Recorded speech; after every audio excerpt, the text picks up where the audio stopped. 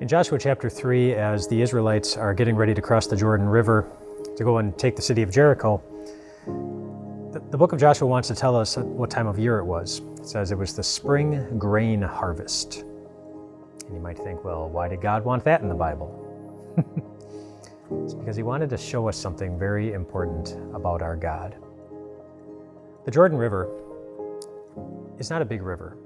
There are many places, as it's flowing normally, that you could almost like step over it. It's not especially deep, it's not especially wide, except during one time of year. During the spring grain harvest, the waters rise, and it becomes near impossible to cross all by yourself. And yet that is the time of year that God told Joshua to lead the Israelites across the Jordan River.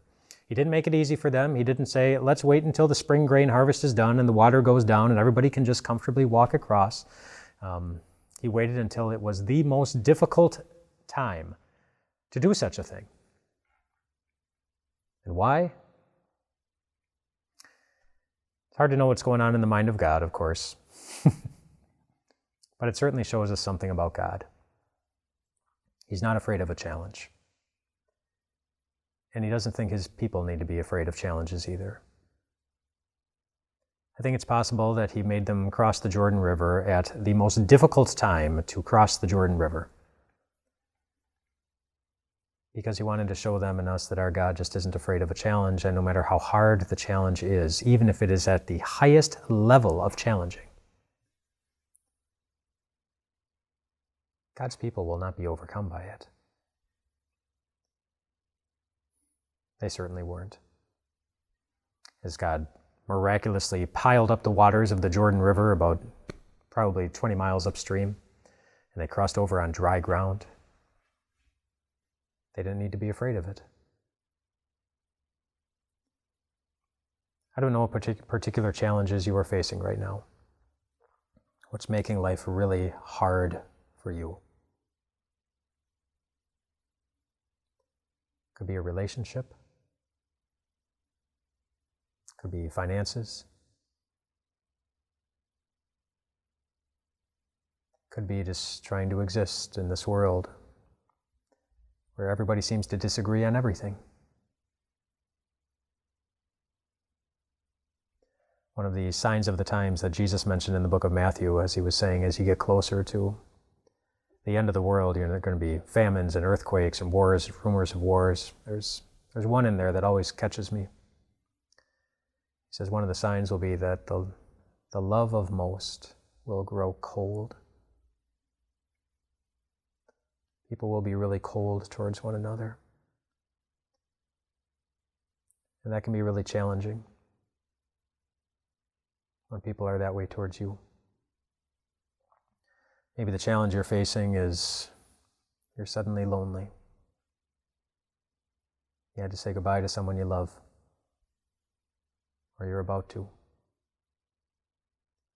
These things are hard, but remember who our God is. He's not afraid of the hard. He's not afraid of the challenges. And no matter how hard a challenge is, he will not allow his church to be overcome by it. And he will never be afraid to face it. And we know that because of what he faced on the cross. Harder than anything you and I could ever imagine. You think of how heavy your heart is after just one sin. When you realize that you hurt someone's feelings, that you were the one whose love grew cold. And you see the damage it did. Well, Jesus willingly carried the weight of the whole world's sins on his heart all at once. And that in addition to the hurt of a crucifixion, the nails and the whip, and everything that went along with it. And that along with the hurt of crying out to his Father in heaven and hearing nothing. How much did that hurt? We will never know.